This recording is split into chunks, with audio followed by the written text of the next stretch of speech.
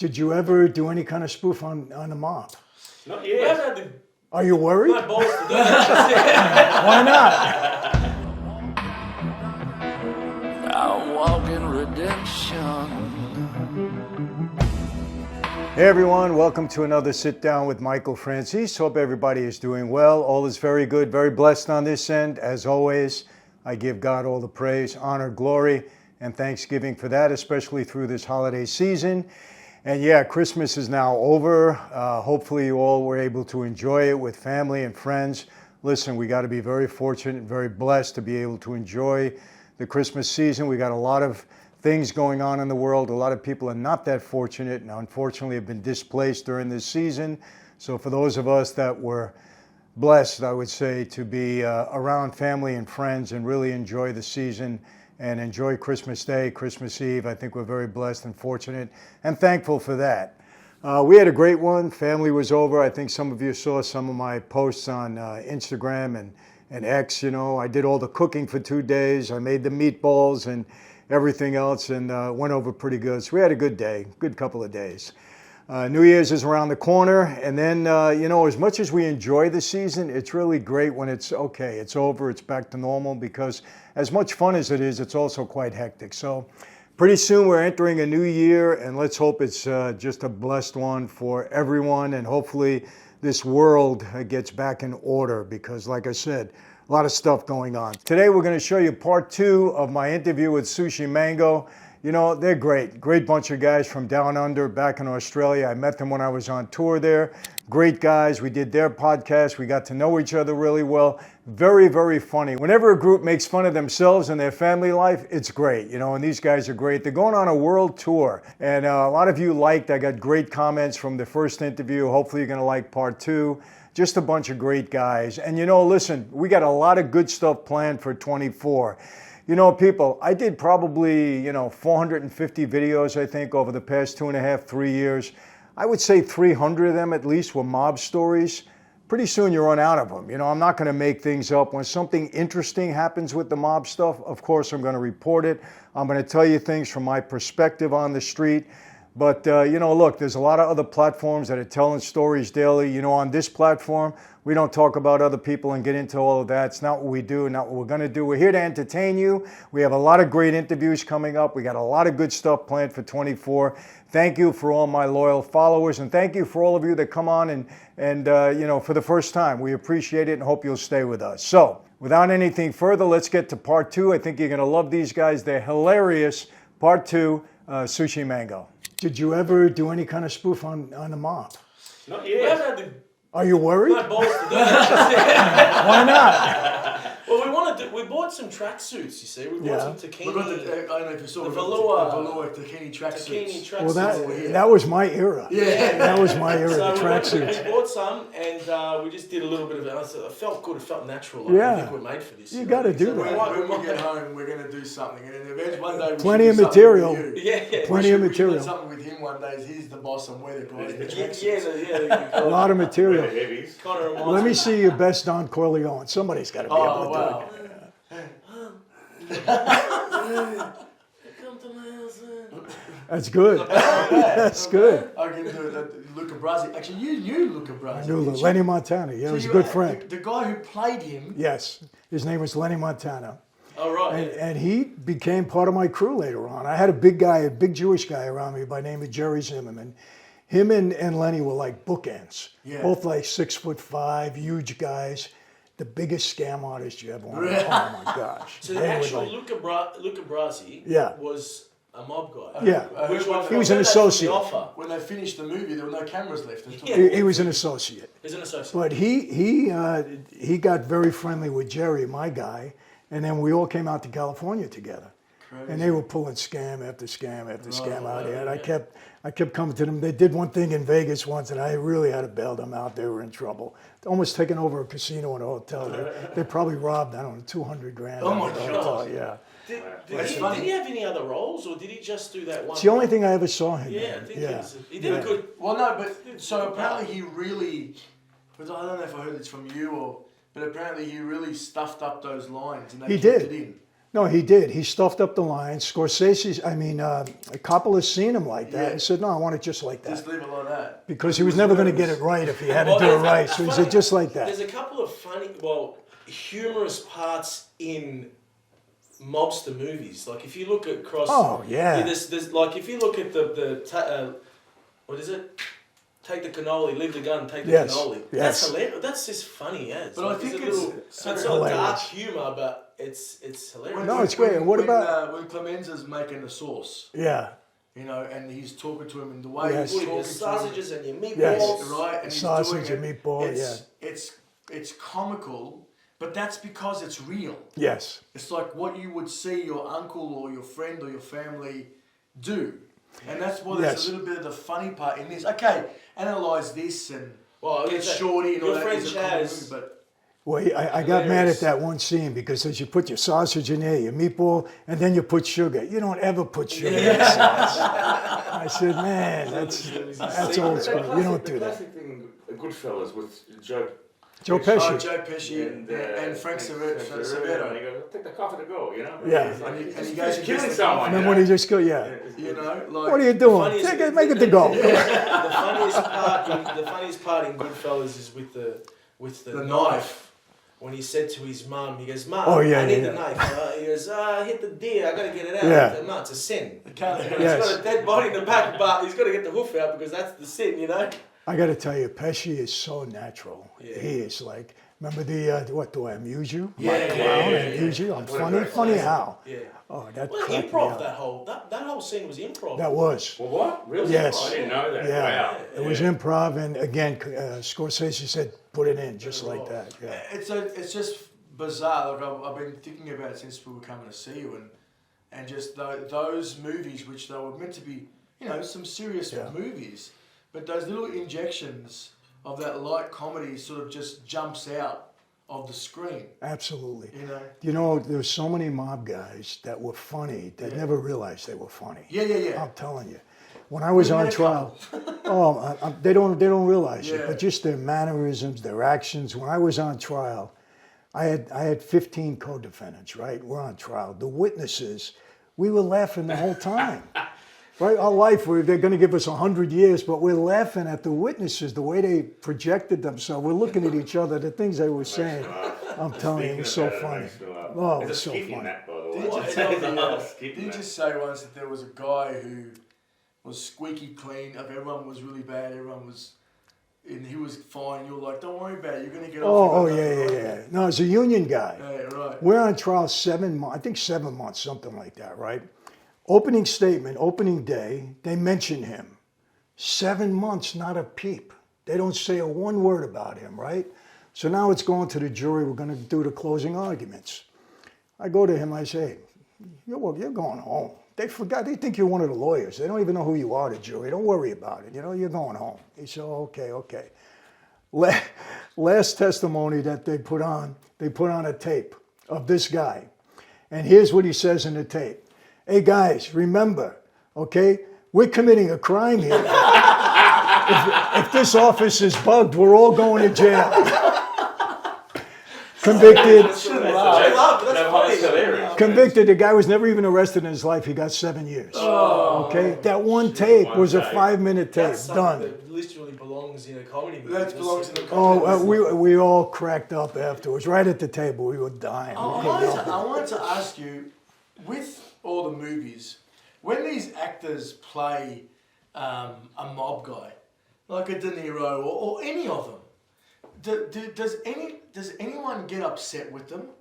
Like if someone portrays someone in a movie, would anyone does anyone get No. a bit? You or get did anyone? Sorry. no. The only time we talk if it was it wasn't authentic. Okay. That Mama Luke, he's trying to be one of us. You don't even know how to act. We go like that. yeah. But no, if Because they there was a story once that someone told Tony Soprano, bosses don't wear shorts. So yeah, that stuff happens. Yeah, because he wore shorts. That's stupid. So that, I don't know who would have done that. Did you hear about the movie American Me? Yeah. Did you hear That was the Mexican It was the mafia. Mexican one, Yeah. Mexican mafia one, but apparently some people got killed in that. Well, some people got killed because Some of the actors. in the movie, Yes. the guy got raped in jail in juvie, and that was the head of the Mexican mafia, and that's a big no-no for Yes, that to happen. and Edward James Olmos, I think, who played the lead role, he was like banned. Yeah. Oh yeah, he was almost in trouble. He was almost killed. Like a few of the advisors on the movie They were very upset with him. Got killed, and it was So As a matter of fact, even some Mexican guys that I knew talked very bad about him because of that movie. Yeah. But Mexicans, they're a little different than we are. Yeah, We didn't. I mean, they're good. I married one. Don't get me wrong. But they're just different. Okay, Mexican. All right, let me ask you this. You know, I got wine, Franzese wine, and the reason I did that, because I've been drinking wine my whole life. My grandfather in Brooklyn had a wine cellar. He was making wine in the cellar of his home, and at 10 years old, we were drinking wine. So you guys had the same experience? Exactly the same. The same. Making wine, that was a yearly thing. All the uncles got together with the turco, I think they called the thing that they Yes. Sometimes it didn't come out right, tastes like vinegar, and it was so strong. Oh my gosh. Salad. But there's a photo nearly in every birthday of my uncle giving me a little sip of wine. It's always a thing. From young. So it's one of those things like yourself. It's the synergy is right. It's authentic. Right? We got to taste it. Yeah, we're going to taste it. Sure. Please. 100%. It's had a bit of time to breathe. Yeah. Now this is our Areni, it's called. Yeah, I remember you. From Armenia, and it's kind of like a Pinot. It's from the Pinot family. Okay.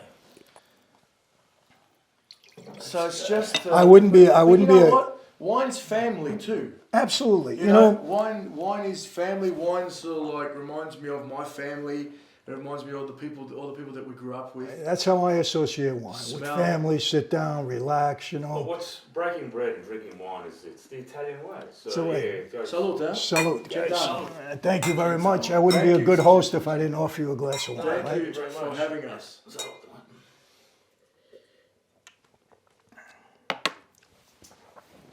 Nice. Tell the truth now. Smooth, very nice and very smooth. Right. Not acidic, easy to drink. Very easy. So what is it? Beautiful. It's called Areni, and it's in the Pinot Noir family. Fantastic. But this is kind of like the original Pinot. You know the story with our wine, with Armenia. It was when Noah's Ark, and this has been it's been written in Forbes magazine. When Noah's Ark, the flood subsided, Noah's Ark lands. It lands at the foot of Mount Ararat, and the first vineyards were grown at the foot of Mount Ararat, which is Armenia. And that's like under the new civilization. That's where the first wine vineyards were grown. I like wines that are an easy drink. Like they're not, that aren't so tart and tough on your throat and acidic. You know what? Well, Noah was from Noah's Ark wasn't Italian. Because by the time where he got to, he would have eaten all the stuff. That's right. All the goats and the sheep, they would have been cooked. Might have been one giraffe left. That's about it. So let me ask you this: what was your favorite? What's a fan favorite of all the spoofs that you've done? Oh wow! And I know that's because you got a big platform. I think you got. We often say there's the thing we did about saying the process of saying goodbye for an Italian. Yeah. Where it starts in the kitchen at 10:30, and then it gets to the kitchen door, then it gets to the front door, then it gets to the car, and you have a chat at the car. Then they back out, and then they talk at the side of the road. Then by the time they leave, it's about 3 hours later. Yeah. That one strikes out to me because my dad passed away probably about 2 months before we did that video, and we did it at home and at Mum's house, and it was just like it was our basically send off to him. Yeah. You saw a lot of him in it. He would like to keep people there. No, one more, stay, have another drink, another wine, stay. Oh, I gotta go. Okay, all right. And then they talk and talk and talk. Right up until when he gets to the car, we're in the car. One more. For me, there's a top three for me. But I don't know which order they come in. They're all favourites. There's one where we do a concrete vid where we just shoot off one-liners on the concrete, pouring concrete. There's driving in cars with ethnic dads. That's one of my favourites. And just recently, there's one where there's no dialogue at all. It's Ethnic Dad's Saturday Morning, is it the one? Where, Which one? The noise one? No, the one where they just noise, coffee, toilet, and all that. It's just it's I think I'm with you on that one too. I like the concrete video because that's the one that really went off for us. Yeah. And it's basically dads on a construction site saying one line, sayings to someone. Right. You know, What they would say on the construction site. Type 20 meters 5 meters there, $45 there, $75 there, altogether $745. Like whatever, you know. But and the one Andrew said is basically ethnic dads in the morning. So dad gets up, puts the coffee machine on, waits, drinks it, runs to the toilet, goes to the toilet, comes out, and it's just that. I remember, I saw that one. Yeah, Another one you guys did that I cracked up is when the check comes to the table. Yeah. Sometimes you guys, that's a good one. See, we fought for the check. Yeah. Today everybody turns around the other way, Yeah. We used to say, he's got deep pockets and short arms. Short arms. Yeah. That was the saying we had. I love that. There's been many of them are just, sometimes they just spark something, and again, it's just a thought. 'Cause people go, when we get interviewed at home and we see, we go to a couple of TV shows or, whatever it is, and the non-Italians go, so where do you get all the material? We say, well, we lived it. You lived it, yeah. This was our life. And we're just showing everyone. And it's important, I think, especially here in Australia, that the Italians now are no longer, the first immigrant. Well, we were the first almost, us and the Chinese and whatever, the Greeks were the first immigrants. Well, now there's so many other immigrants that have come to Australia that we've almost become, the Italians have become part of the furniture. Yeah. Almost, So we sometimes just wave the flag still and... It's a little bit slightly disappointing because it feels like the Italians and the Europeans that came and did so much for the land aren't so much written in the history books a little bit back home. Mm-hmm. It's like, we brought a lot of culture and food and we worked hard and we did, built a lot of things, and it feels like that they've sort of bypassed what our ancestors have done for the land. So this way, even though it's through comedy and it's spoof, but it's done with huge admiration for the people that worked hard for the land. It's our way of saying, hey, you're not going to forget us. We did this, and our parents did this, and our grandparents did that. And this is how they did it, and they were funny at doing it, and don't forget them type of thing, Absolutely. Well, what I love about what you guys do, it's clean. Everybody can watch it. It's funny. You don't have to be using 4-letter words every other word. Yeah, to amuse people. We use the 4-letter words like when we sometimes in our show, but it's not Not hard. often, right? It's done with a FARKEN. It's like an F and A. It's not just F this or that. So it's a different type of vibe. There was a way that they used to say it that was, especially my dad, if he said it, it was said in a way that it wasn't almost like a curse. It was almost like he was ignorant to the fact that it was even a swear word. Does that make sense? Yeah. Even if it was a swear word, you can't play those characters. You can't filter them. In order to get them right, you've got to talk the way they did. That's just the way they did. They talk with their hands. They threw an F-bomb now and again when they shouldn't have been appropriately. Yeah. And the fact that they had no filter is what made them unique. Yes. And it made them who they were, the fact that if they had to tell you something, they'd tell you straight to you, directly to you. And it was the best way, actually, when you think about it. Yeah, and when it came out, it didn't even sound like a curse word. No, it sounded like it was just, whatever. It was just part of the way they spoke. It's like, these movies that we've grown up on, I think these filmmakers made sure that everything was always authentic. Yeah. Well, the way that comes across in the movies, it's a little different. It's a little... No, but it's hard. It's hard. But that's authentic. It's authentic. Yeah. It's authentic to that life or that situation or whatever it was. So we made sure that whatever we were doing, we wanted to make sure that it's authentic. Because if it's not authentic, people can see through it. It's like when we opened up the restaurant, we had to make sure that we spent the right amount of money or spent the money to make it look good. Because people came, they go, this is rubbish. Well, not only came that night, you couldn't get into the restaurant. You were so crowded the night we were there. That's right. So they can't mention if they come and it's like a bit cheap here and a bit cheap there. They go, they're cheap there. Can't do that. And what I noticed, it was very festive. Everybody was having a great time. You know? That's sort of happened on its own fruition, really. I mean, we didn't expect that to happen. All of a sudden, there's music, dancing, someone's birthday, and they all have a great time. But I think we should open one up here. Listen, it's called Let's Johnny do Mix it. and Sam's, but if you're interested, I'll drop Sam. I'm Sam. I'll drop it. We'll call it Johnny Mix and Franzese. Let's do it. Seriously, yeah. But yeah, you know, like we just think we try and keep everything authentic. So if people come and watch the show, you know, if someone told me 5-6 years ago that we're going to sell out arenas in Australia, get 15,000 people, so whether they're Italian or whatever they are, to get those sort of people to come and watch these characters do something, and we did that 3 times in Australia, and now this comedian, this small time comedian, he's done 3 shows. He's about to do 3 shows. You may have heard of him. His name's Jerry Seinfeld. Heard of him once or twice. He's an up and comer or something. Yeah, I like think that, so. sure, yeah. I heard, you know, I was watching in Residuals. He still makes almost 100 million a year. Absolutely. Just Residuals. Just No, Residuals. he doesn't have to tour. He doesn't have to do anything. But he loves it. He still loves it. The passion for it. So, but if someone sold me that, and then to walk out on the stage that day and just to see, I guess, a celebration of ethnic Italian, whatever you want to call it, comedy in our country is something that we aspire to do here in the States. You know, that's our next sort of step, just to bring everyone together, and because we just found, sure, it was great. You know, we sold out arenas. There's money. There's this. There's accolade, but we sort of said we didn't want it to be a show. We wanted it to be an event. Absolutely, yeah. You know, And let me ask you, when you're on stage, you do different spoofs? Is that what it is? it's 4 different skits, we call them, or plays almost, like Saturday Night Live or like Living Colour, but a bit longer.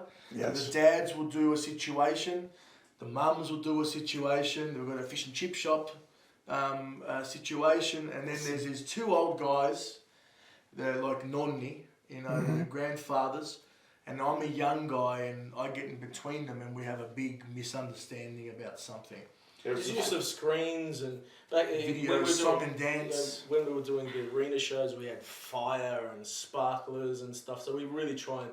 I'm not sure if we have the fire here because we don't have a budget. We can't afford it. Well, I got to tell you, it's amazing how you took off, really. It's very mind blowing. Yeah, and people of all ethnic backgrounds can relate to it because everybody has their own family, the way they grew up, and things that are kind of, you know, traditional for them. That's and when right. they see it, it's just funny. We had no idea. We had no idea that it had touched so many. Like Joe said before, we all grew up in the same living room, essentially. We've got Indian fans, Filipino, New Zealand, Maltese, Portuguese, across all breadth of ethnicities. But, you know, it's so warming to know. For us in Australia, it's so delightful to know that all these people still are so deeply entrenched in their culture. We really would like to bring it here because you guys love and so patriotic.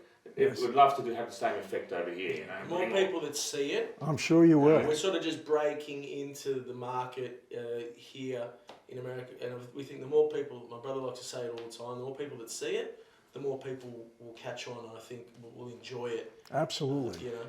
Well, I don't know who your promoter is here. Do you have somebody specific here? Is it somebody? There's a few. I think the same promoter is the same promoter in New York, and then there's a promoter in Chicago, a promoter in Boston, and a promoter. So they're all different. And they're all different. And did your management organize each promoter? Yeah, which is different to the way we do it in Australia. We've got one promoter for the whole of Australia. Well, when you're ready, I'd love to introduce you to somebody that's been in this business forever. He's a very close friend of mine, but he's one of the master promoters here. Oh well, the next tour. Yeah, absolutely. 100%. You know, that's no brainer for us. Because you guys you're gonna, no doubt you're gonna do well. Because the hardest part was, like Carlos said, we in Australia have one promoter does the whole tour, all the arenas, everything, every state, 450 shows. They do it all. Here, with this national tour, there's a promoter for New Zealand, promoter for London, promoter for Canada, and then 4 or 5 promoters in America. Yeah. So it's been a little bit interesting. We're lucky we've got a team that can sort of look after it. But if we can do it in one blanket, much better. Wow. So he's Well, great. that's a dream for us to do Madison Square Garden. That's the Yeah. goal eventually to get there. You're going to get there, guys. No doubt about it. Imagine filling that up full of Italians. And, Well, yeah. Greeks and We're so going forth. there's some sausages and Well, steaks. there's so many Italians in New York and Chicago and Well, Philadelphia and places like that. They'll honestly, love it. We're a little bit jealous of the community that these people have. You know, like the social media community, the family. You know, we still have it at home, but it's a lot thicker here. Well, I will predict this, okay? When you do break in here, you're going to break in big because you guys are great. Thank you. And it was really great having you on. We become friends, We have. gumbadas, as Yeah, we say yeah, now, yeah, right? yeah. Paisans. And I'll be seeing you in Australia again. You'll Absolutely. be coming back here. I'm going to try to make the New York show. That'd be great. I really We'd am. love Yeah. that. That would be great. You get a kick out of it. I know you will. I'm gonna love it. If you make it there, you'll laugh your ass off. And then if we do make it, Chaz will come. We'll go to Chaz's restaurant that night. Yes. Or it's funny, sometimes he doesn't like to go to his own restaurant. We're going to bring you to there's a place called Carbone's. I heard about Carbone's. Forget it. You'll love Yeah. it. Someone said to me, "You should go to Carbone's, but it's hard to get into." I said, "I know a guy." There you go. I think we can work it out. I think you can work it out. We just want to say thank you so much for having us on, mate. It's an absolute Pleasure. honour, and we really appreciate it. I hope this is a friendship for many years to come. Wow. You got it, guys. Thank you. All right. Thank you. Okay, well, there it is. I hope you enjoyed these guys. And like I said, we're going to do a lot of different things. I have a lot of different interviews, coming up. And look, our main goal on this channel is to entertain you, to give you some good information, maybe some wisdom at certain times. You know, Chaz and I have our channel, Wise and the Wise Guy. We try to cover some books from people that have written, some very wise books, and we try to share that information, again, from our perspective. But we're here to entertain you. And like I said, we got a lot of good things coming up. For those of you that are going to be in the United Kingdom, remember, that thing starts in March. I'll be on 15 cities. Can't wait to get there. We're going to be all over the UK, Scotland, and Ireland. Going to have a blast. So that's it. Got a lot of good things coming up. Can't wait to bring in the new year. And like I said, let's hope that everything goes well, not only in our country, but in the world, that things get back on track and we're heading in the right direction. So that's it for today. How do I always leave you? Same way, not going to change. Be safe. Don't have to stress that. You know what I mean by that. Be healthy. I know we ate a lot over the holiday season. Got to get back into the gym. It's funny, I went to the gym the other day, crowded like crazy right after Christmas, but we know that starts to calm down around February. Be safe. Be healthy. God bless each and every one of you. Don't forget the reason for the season, for all of us who believe in God and believe in His Son, Jesus Christ. That's the reason for the season. And yes, I'll see you next time. Take care.